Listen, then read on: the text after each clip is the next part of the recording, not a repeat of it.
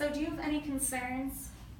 So I just went to my ENT, and he says that I have nodules, but I don't really know what that means, and he says I have tension, which I am really stressed out right now, but I don't understand how that would affect my voice. Yeah, so it definitely can, but so this is why I'm here, to kind of explain to you what's going on.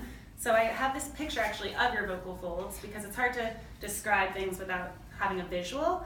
So see these little bumps on the sides of the vocal folds? These are the nodules. They're kind of like calluses that form because of the forceful closure of your vocal folds. So when you talk, your vocal folds are constantly hitting each other.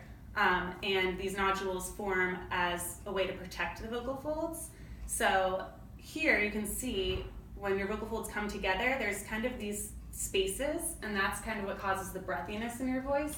Whereas with people who don't have nodules, the vocal folds will come together and there won't be any spaces. Does that kind of make sense? So that's what's causing my nodules? So that's how they form, but there are certain behaviors that cause nodules. So overusing your voice is one of them. I know you're a school teacher, so I talk a lot. Do you feel like you're constantly kind of straining to protect your voice, or like it's struggling? Yeah, I feel like it's almost giving out a little bit at times. Okay. And what about, I know you do have chronic allergies or seasonal allergies. Do you find that your throat, clearing your throat a lot or coughing at all? Yes. Okay, so those are also factors in nodule that cause nodules. And how much water would you say you drink a day? I drink a lot of coffee, but I only drink about, I would say, 2 glasses of water a day. Okay, so 64 ounces is what you kind of want to get to. 8 cups of 8 ounces is kind of what I think about, the 8-8 rule.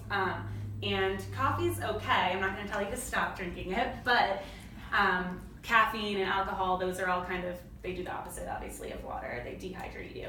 And it's really important to keep these vocal folds hydrated so that they can work to the best of their ability.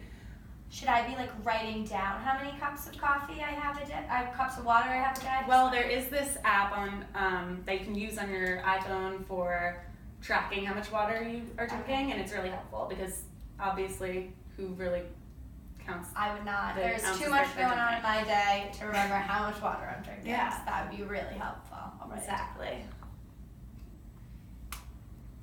So I'm wondering how this therapy will help me and my voice. Great question. Really understand. So these exercises that we're doing in voice therapy help to reduce the hyperfunction, which is like the excessive movements of the muscles in your larynx. That's kind of causing, because did you hear the term muscle tension dysphonia at all, or read that in he briefly told me, but I just didn't really understand either.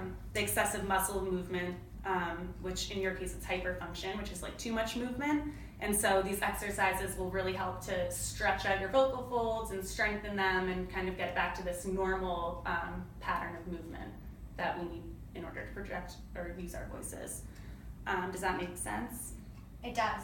That makes sense. Okay. And then my question is, so I know that I'll be doing therapy here with you, but do you have any recommendations for when I'm in the classroom with my voice? Like I can't yell as loud anymore. So have you heard of amplification devices, or do any teachers in your school use them? It's like a microphone that you wear on your neck, and then there's a speaker in the back of the classroom. So you won't have to be shouting all the time, and you can kind of talk quieter, and it sounds louder from the back of the room. Okay. I don't know if you've ever seen that, or usually it's used for children who have hearing loss. I've seen but that. I think it would work perfectly fine, even just for yourself. Okay. And I think it's also important to let your students know that you are having trouble with your voice, you know?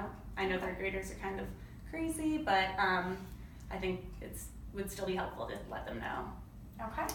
Yeah. I'll definitely look into that. Awesome. Okay. All right. Thanks for coming in. Have a good day. Thanks so much.